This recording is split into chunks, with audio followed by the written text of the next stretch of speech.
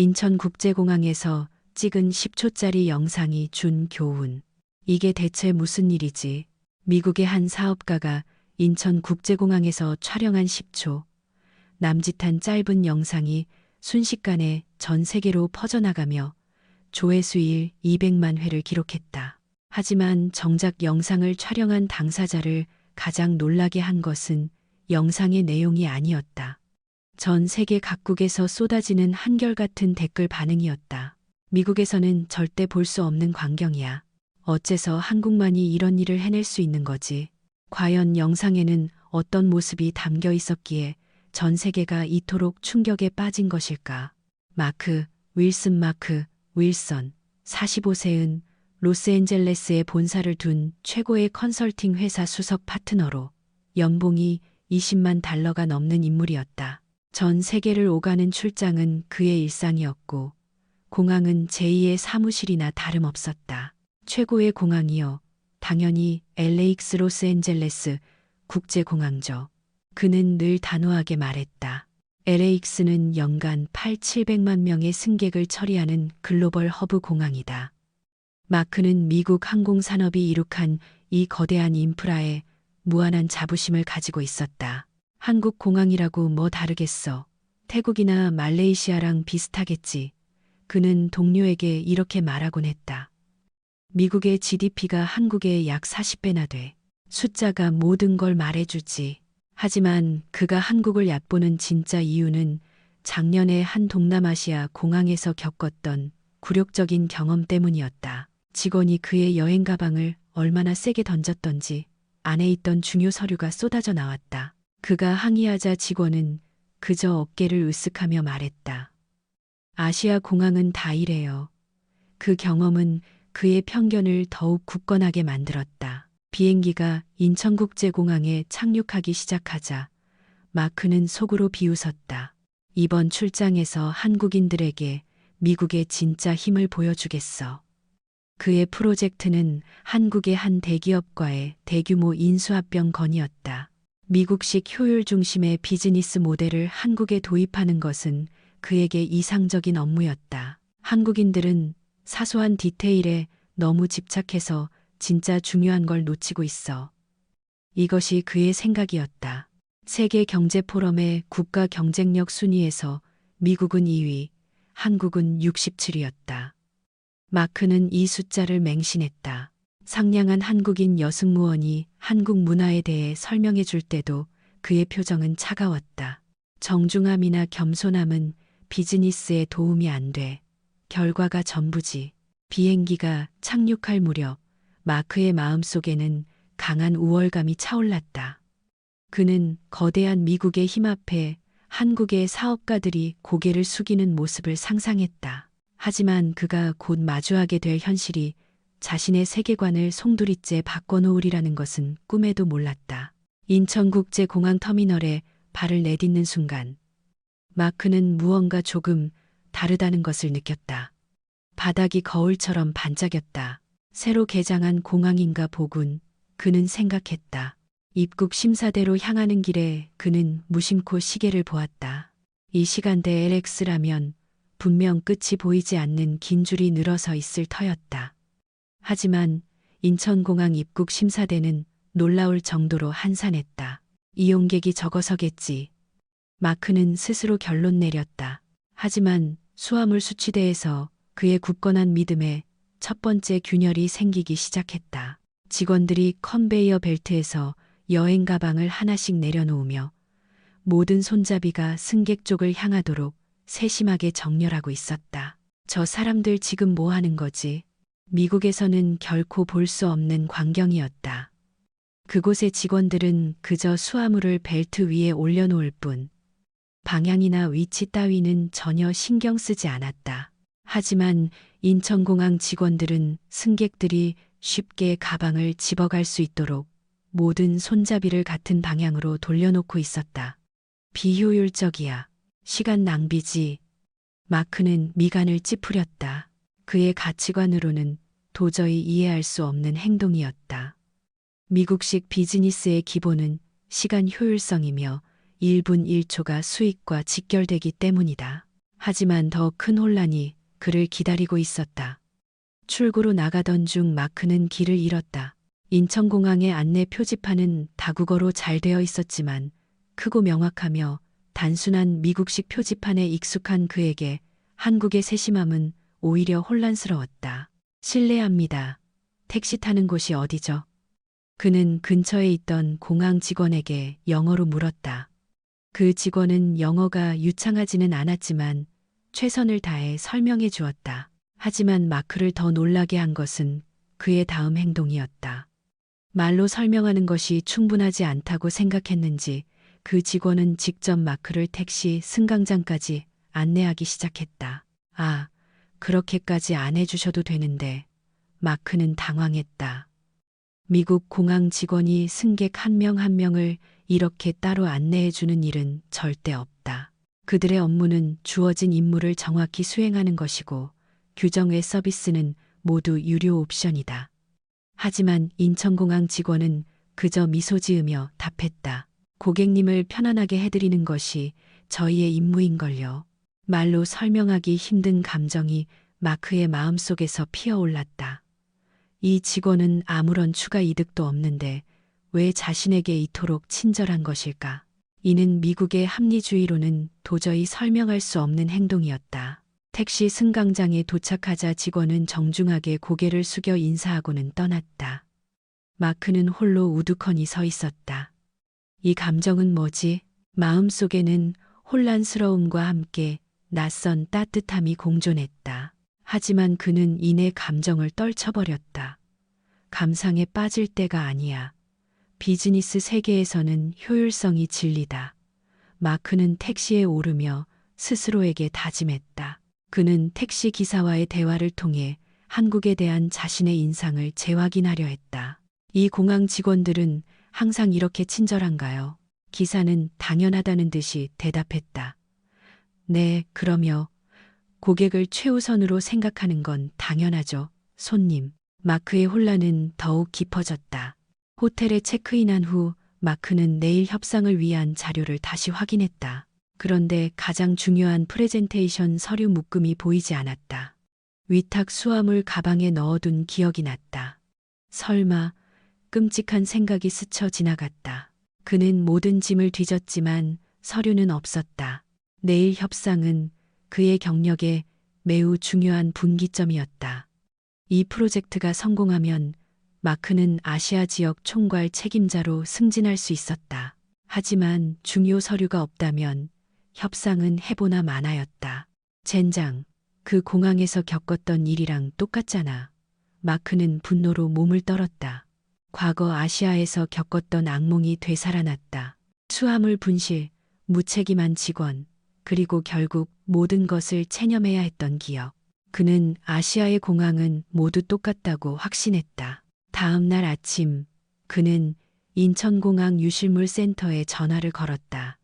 어젯밤에 도착했는데 중요한 서류 묶음을 찾고 있습니다. 전화기 너머의 직원은 정중하게 상황을 듣고 답했다. 네, 즉시 확인해 보겠습니다. 잠시만, 약 30분 정도만 기다려 주시겠어요? 마크는 거의 포기 상태였다. 미국에서도 분실물 조회는 한참 걸렸다. 한국에서는 분명 더 오래 걸릴 터였다. 하지만 예상과 달리 전화는 20분 만에 다시 울렸다. 고객님, 서류 묶음을 찾았습니다.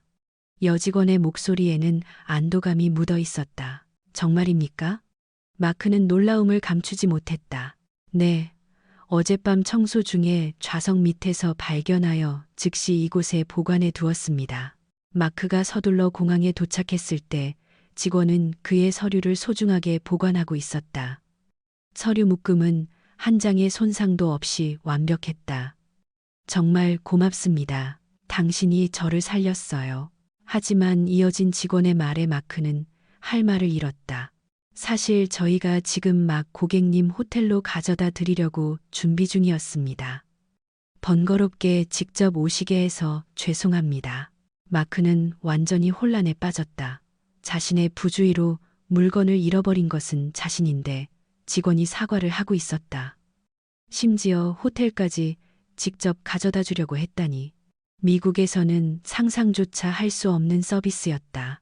왜 저를 위해 이렇게까지 해주시나요? 마크는 묻지 않을 수 없었다. 직원은 잠시 망설이다가 대답했다. 고객님의 소중한 물건을 맡게 된 이상 안전하게 돌려드리는 것이 저희의 책임입니다. 게다가 곤란에 빠진 고객님을 어떻게 모른 척 하겠어요. 말로 설명하기 힘든 감정이 다시 마크의 마음속에서 솟아올랐다. 이 직원은 이렇게까지 할 의무가 없다. 그런데 왜 이렇게까지 신경을 써주는 걸까? 아무런 이득이나 보상도 없는데 왜 기꺼이 다른 사람을 위해 자신의 시간을 희생하는 걸까? 도움이 되어 드릴 수 있어서 정말 기쁩니다. 직원의 미소는 진심에서 우러나오는 듯했다. 마치 자신의 일처럼 기뻐하는 모습이었다. 회의장으로 가는 택시 안에서 마크는 깊은 생각에 잠겼다. 지난 24시간 동안 그가 겪은 일들은 그의 가치관으로는 설명할 수 없는 것들이었다. 효율성과 합리주의에 반하는 행동들이었지만 마음속에 따뜻한 감정을 남겼다. 내가 뭔가 중요한 것을 놓치고 있는 걸까? 하지만 그는 이내 생각을 떨쳐버렸다. 비즈니스에서 감정에 휘둘리면 안 돼. 결과가 전부야. 마크는 정신을 다잡았다. 그는 다가오는 협상에서 미국식 효율 중심 비즈니스 모델의 우월성을 증명해 보이겠다고 결심했다. 협상은 예상보다 순조롭게 진행되었다. 마크의 프레젠테이션은 완벽했고 한국 회사 경영진은 매우 진지하게 경청했다. 저희 시스템을 도입하시면 비용을 30% 절감하고 인력을 절반으로 줄일 수 있습니다. 한국 측은 숫자로 증명되는 효율성에 관심을 보이는 듯했다. 하지만 협상 막바지에 예상치 못한 질문이 나왔다. 그럼 해고될 직원들의 고용은 어떻게 됩니까? 그들의 삶도 고려한 것인가요? 마크는 속으로 비웃었다. 비즈니스에서 비효율적인 부분을 잘라내는 건 당연한 일이지. 그것이 회사의 성장으로 이어지는 거고. 하지만 한국 측의 표정은 어두워졌다. 우리에게 직원은 가족입니다. 쉽게 내칠 수 없습니다. 마크는 이해할 수 없었다. 감정과 비즈니스를 섞는 것은 비합리적이었다. 감성으로는 회사를 성장시킬 수 없다. 글로벌 경쟁에서 이기기 위해서는 효율성이 필수적이다. 협상 결과는 보류되었다. 한국 측은 더 검토해보겠다고 했지만 마크는 그것이 사실상 거절의 의미라는 것을 알고 있었다. 호텔로 돌아오는 길에 그는 분노를 감추지 못했다. 이 한국인들은 정말 이해할 수 없어. 아직 세계적인 기준에 한참 못 미치는군. 하지만 다음날 일어난 사건은 그를 더욱 혼란스럽게 만들었다. 호텔 로비에서 그는 어제 협상했던 한국 회사의 젊은 직원과 우연히 마주쳤다. 윌슨 씨, 안녕하십니까? 그 직원은 정중하게 고개를 숙였다. 어제 수고 많으셨습니다. 마크는 경계했다. 거절당한 후에 비아냥거림을 당할까 두려웠다. 하지만 이어진 말은 정반대였다. 사실 윌슨 씨께서 저희 문화를 좀 더 이해해 주셨으면 합니다. 혹시 시간이 괜찮으시다면 저희 회사를 한번 둘러보시겠습니까? 마크는 어리둥절했다. 거래를 거절했으면서 왜 회사 견학을 제안하는 걸까? 분명 무슨 꿍꿍이가 있을 거야. 별로 관심 없습니다. 마크는 차갑게 대답했다. 하지만 젊은 직원은 포기하지 않았다. 윌슨 씨께서 말씀하신 효율성, 물론 매우 중요합니다. 하지만 저희에게는 저희 나름의 효율성이 있습니다. 직접 보시면 아마 새로운 것을 발견하실 수 있을 거라고 믿습니다. 결국 마크는 호기심에 져서 제안을 수락했다. 하지만 그의 마음속에는 여전히 기껏해야 한국식 비효율적인 경영 방식을 보게 될 뿐이겠지. 미국의 우월성을 재확인할 좋은 기회일지도 몰라라는 확신이 있었다. 견학 당일 마크는 놀라움을 금치 못했다. 한국 회사의 분위기는 미국과는 완전히 달랐다. 직원들 간의 관계는 정말 가족처럼 친밀했다. 하지만 마크의 눈에는 그것이 비효율의 상징처럼 보였다. 이렇게 느슨한 환경에서 어떻게 경쟁력이 나올 수 있지? 그는 생각했다. 공장을 둘러볼 때 직원들은 기계를 꼼꼼하게 정비하고 있었다. 미국에서는 이런 일은 외주를 줄 것이다. 비용 개념이 부족하군. 마크는 확신했다. 점심시간 구내식당에서는 더욱 놀랐다. 경영진과 평사원들이 같은 테이블에 앉아 식사를 하고 있었다. 미국에서는 절대 볼 수 없는 광경이었다. 이런 위계질서 없는 조직에서 어떻게 기강이 잡히지? 하지만 그날 오후 마크의 가치관을 뒤흔드는 사건이 발생했다. 공장에서 작은 사고가 일어난 것이다. 한 직원이 가벼운 부상을 입었지만 그때 한국 회사가 보여준 대처 방식은 마크를 할 말을 잃게 만들었다. 사고가 발생하자마자 공장 안의 분위기가 바뀌었지만 마크가 예상했던 혼란은 없었다.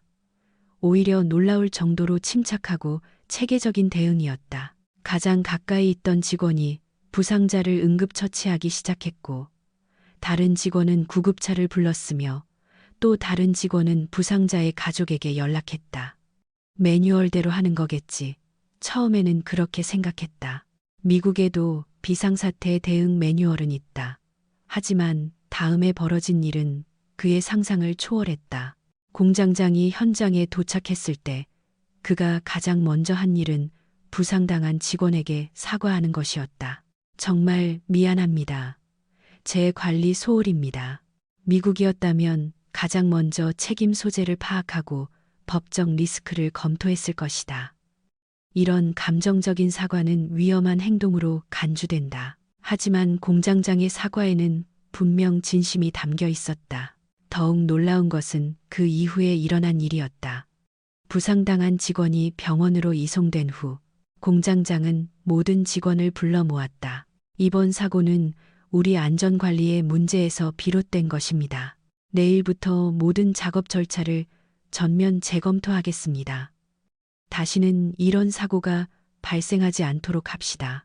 마크는 완전히 혼란스러웠다. 사고의 원인은 부상당한 직원 본인의 부주의였다. 그런데 왜 공장장이 책임을 지는가? 미국이라면 이는 개인의 책임으로 처리될 문제였다. 하지만 그가 더 이해할 수 없었던 것은 다른 직원들의 반응이었다. 누구 하나 공장장을 비난하지 않았다. 오히려 모두가 저희도 더 조심했어야 했습니다라고 말했다. 조직 전체가 함께 책임을 지는 모습, 정말 비효율적이야. 마크는 속으로 중얼거렸다. 하지만 다음 날 그가 본 광경은 그의 가치관에 돌이킬 수 없는 균열을 만들었다. 그가 다시 공장을 찾았을 때 어제 다쳤던 직원이 몸에 붕대를 감은 채 출근해 있었다. 왜 쉬지 않습니까? 병가를 쓰고 보상을 받을 권리가 있잖아요. 마크가 묻자 그 직원은 미안한 표정을 지었다. 모두에게 폐를 끼쳤는데 쉴 수만은 없죠. 작은 상처일 뿐입니다. 서류 작업 정도는 할 수 있어요. 이 대답에 마크는 할 말을 잃었다. 미국에서는 가능한 한 길게 병가를 쓰는 것이 당연한 일이다. 그것이 노동자의 권리이기 때문이다. 하지만 이 직원은 권리 대신 책임을 선택했다. 더욱 놀라운 것은 다른 직원들의 행동이었다. 그들은 자연스럽게 부상당한 직원의 업무를 나누어 맡았고 누구 하나 불평하지 않았다. 오히려 괜찮아요. 무리하지 마세요. 라며 걱정해 주었다. 이게 대체 무슨 일이지? 마크는 완전히 멍해졌다. 개인의 이익보다 집단의 이익을, 권리보다 책임을 우선시하는 모습. 이는 그가 배워온 경영 이론과는 정반대였다. 점심시간에 그는 자신을 안내해 주었던 젊은 직원에게 물었다. 왜 다들 그렇게 회사를 위해 헌신하는 거죠? 좀 더 개인의 이익을 생각할 수도 있잖아요. 젊은 직원은 잠시 생각하더니 대답했다. 회사가 우리를 먹여 살리니 우리도 회사를 가꾸는 게 당연하죠. 서로 돕다 보면 결국 모두가 행복해지니까요. 마크는 여전히 이해할 수 없었다. 하지만 이 회사의 경영 실적 데이터를 보고 그는 더욱 혼란에 빠졌다. 효율성을 중시하는 미국 기업과 비교했을 때 생산성은 전혀 뒤지지 않았다. 오히려 직원 근속률은 놀라울 정도로 높았고 제품의 품질도 월등히 좋았다. 우연일 거야. 일시적인 현상이겠지. 마크는 스스로를 다독였다. 하지만 마음 깊은 곳에서는 다른 감정이 싹트고 있었다. 내가 효율성이라고 믿었던 것이 단지 표면적인 것에 불과했던 걸까? 진짜 효율성은 어쩌면 더 깊은 곳에 있는 게 아닐까? 그 질문이 그의 마음속에 조용히 뿌리내리기 시작했다. 귀국하는 날, 마크는 복잡한 심정으로 인천국제공항에 있었다. 이곳에서의 일주일은 한국에 대한 그의 편견을 뒤흔들었지만 그는 아직 완전히 받아들이지 못하고 있었다. 결국 미국식 비즈니스가 세계 표준이야. 한국은 그저 특별한 사례일 뿐이지. 그는 체크인 카운터로 향하며 스스로에게 말했다. 하지만 그때 예상치 못한 문제가 발생했다. 시스템 오류로 마크의 예약 확인이 되지 않는 것이었다. 불편을 드려 죄송합니다. 시스템 복구에 시간이 걸리고 있습니다. 카운터 직원이 정중하게 고개를 숙였다. 마크는 짜증이 나기 시작했다. 미국에서도 이런 시스템 오류는 종종 있었지만 보통 시스템 문제입니다라는 말로 끝나곤 했다. 하지만 인천공항의 대처는 완전히 달랐다. 불편을 드려 대단히 죄송합니다. 곧 관리자가 직접 와서 고객님을 도와드릴 겁니다. 몇 분 후 나타난 관리자의 행동에 마크는 눈을 동그랗게 떴다. 유니폼을 입은 중년 여성이었다. 저는 김수진 부장입니다. 이번 저희 시스템 문제로 불편을 드려 진심으로 죄송합니다. 김수진 부장은 매우 겸손하게 고개를 숙여 사과했다. 미국에서는 관리자가 이렇게 직접 나와 사과하는 일은 절대 없다. 하지만 더 놀라운 것은 그 후의 대처였다. 사과의 의미로 고객님의 좌석을 1등석으로 업그레이드해 드리고 다음번에 사용하실 수 있는 상품권을 드리겠습니다. 마크는 어리둥절했다. 시스템 오류는 항공사 책임이지 공항의 책임이 아니다. 그런데 왜 인천공항이 이렇게까지 책임을 지는 걸까? 공항과 항공사는 다른 조직인데 왜 나를 위해 이렇게까지 하는 거지? 왜 저를 위해 이렇게까지 해주시나요? 김수진 부장은 부드럽게 미소 지었다. 고객님께는 공항이든 항공사든 모두 한국입니다. 저희는 그저 고객님의 여정이 순조롭기를 바랄 뿐입니다. 조직의 구분은 중요하지 않습니다. 이 말은 마크에게 큰 충격을 주었다. 미국에서는 조직 간의 책임 경계가 매우 명확하다. 자신의 임무가 아닌 일에 관여하지 않는 것이 원칙이다. 하지만 김수진 부장은 조직의 경계를 넘어 고객 만족을 최우선으로 생각했다. 비즈니스 라운지에서 대기하는 동안 마크는 지난 일주일간의 일들을 되짚어 보았다. 친절하게 길을 안내해 주던 공항 직원, 분실물을 찾아 호텔까지 가져다 주려 했던 직원, 직원을 가족처럼 대하던 회사, 사고에 대해 모두가 함께 책임지던 공장, 그리고 지금 조직의 경계를 넘어 고객을 위해 일하는 관리자까지. 이 모든 이야기의 공통점은 다른 사람을 생각하는 마음이었다. 효율성과 합리주의에 반하는 것처럼 보이지만 결국 최고의 결과를 만들어내는 힘. 이것이 바로 한국의 진짜 힘일지도 모른다. 탑승 시간이 가까워지자 마크는 참지 못하고 스마트폰을 꺼내 들었다. 그는 방금 전 김수진 부장의 서비스를 영상으로 남기고 싶었다. 하지만 촬영의 이유는 처음과는 완전히 달라져 있었다. 처음에는 한국의 과잉 서비스처럼 보이는 것을 비웃으려 했지만 이제는 이 멋진 서비스를 전 세계에 알리고 싶었다. 그가 김수진 부장에게 허락을 구하자 그녀는 조금 쑥스러워했다. 저는 그저 제 평소 업무를 했을 뿐인데요. 하지만 도움이 된다면 얼마든지 찍으셔도 좋습니다. 촬영된 영상은 고작 10초였다. 김수진 부장이 세심하게 수화물을 처리하고 미소와 함께 고개 숙여 고객을 배웅하는 모습. 평범해 보이는 모습이었지만 마크에게는 이 평범함이야말로 한국의 진정한 힘을 보여주는 장면이라는 것을 알고 있었다. 비행기에 오르며 그는 혼잣말을 했다. 내가 정말 틀렸었어. 우리는 가장 중요한 것을 놓치고 있었던 거야. 그리고 그는 이 영상을 전 세계에 퍼뜨리기로 결심했다. 로스앤젤레스로 돌아온 마크는 즉시 SNS에 영상을 올렸다. 인천공항에서 찍은 10초. 이게 실화라고 라는 제목과 함께 그는 댓글에 자신의 진심을 담았다. 나는 한국을 완전히 오해하고 있었다. 이 영상 속 직원은 특별한 일을 한 것이 아니다. 그녀는 그저 진심으로 고객을 생각했을 뿐이다. 하지만 나는 깨달았다. 이것이야말로 한국의 진짜 힘이라는 것을. 영상은 무서운 속도로 퍼져나갔다. 첫날 조회수 100만 회를 넘었고 일주일 만에 200만 회를 돌파했다. 전 세계에서 쏟아지는 댓글의 물결은 마크의 예상을 훨씬 뛰어넘었다. 미국 공항에서는 절대 볼 수 없는 장면이다. 이것이 바로 코리안 서비스로군. 거칠애가 아니라 진심이 느껴져. 어째서 한국만이 이런 일을 해낼 수 있는 거지. 가장 주목할 만한 것은 다른 나라 공항 직원들의 댓글이었다. 우리도 배워야 한다. 고객을 생각하는 마음을 잊고 있었다. 내일부터 나도 마음가짐을 바꾸겠다. 마크는 깊은 감동을 받았다. 자신의 경험이 전 세계 사람들에게 영향을 미치고 있었다. 하지만 가장 큰 변화는 그 자신에게 일어났다. 그의 비즈니스 협상 스타일이 완전히 바뀌었다. 그는 더 이상 이전처럼 효율성만 따지지 않고 상대방의 입장에서 생각하기 시작했다.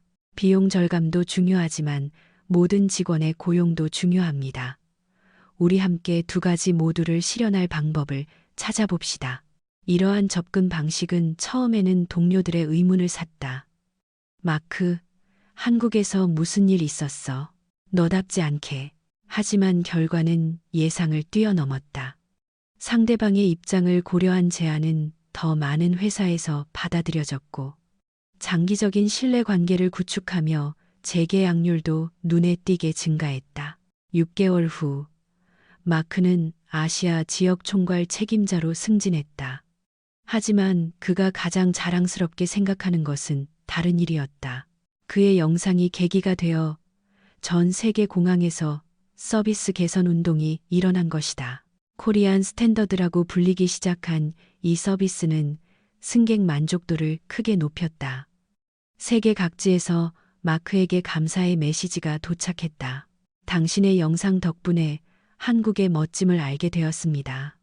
저도 한국에 가보고 싶어요. 당신은 진정한 배려가 무엇인지 가르쳐 주었습니다. 현재 마크는 매년 여러 차례 한국을 방문한다. 업무 외에도 이 나라에서 배우고 싶은 것이 많기 때문이다. 최근 그는 인천국제공항에서 김수진 부장과 재회했다. 윌슨 씨, 다시 오셨군요. 환영합니다. 그녀는 그를 기억하고 있었다. 그 영상, 전 세계적으로 유명해졌더군요. 저는 그저 평소 하던 일을 했을 뿐인데 정말 쑥스럽습니다. 마크는 진심을 담아 대답했다. 김 부장님, 바로 그 평범함이 세상을 바꾼 겁니다. 다른 사람을 생각하는 한국인의 따뜻한 마음, 바로 정칭, 이 전 세계 사람들에게 희망을 주고 있습니다. 저도 그 일부가 되고 싶습니다. 인천국제공항을 걸으며 마크의 마음은 감사함으로 가득 찼다. 그는 자신에게 한국과의 만남을 허락한 행운에 진심으로 감사했고, 동시에 1년 전 자신의 오만함을 부끄러워했다. 효율성도 중요하지만 그보다 더 중요한 것이 있다. 다른 사람을 생각하는 마음이야말로 진정한 성공을 가져다 준다는 것. 이것이 마크가 한국에서 배운 가장 중요한 교훈이었고, 이제 그는 그 교훈을 전 세계에 전파하는 사명을 실천하고 있다. 10초짜리 영상에서 시작된 이야기는 오늘날까지도 전 세계에 깊은 울림을 전하고 있다.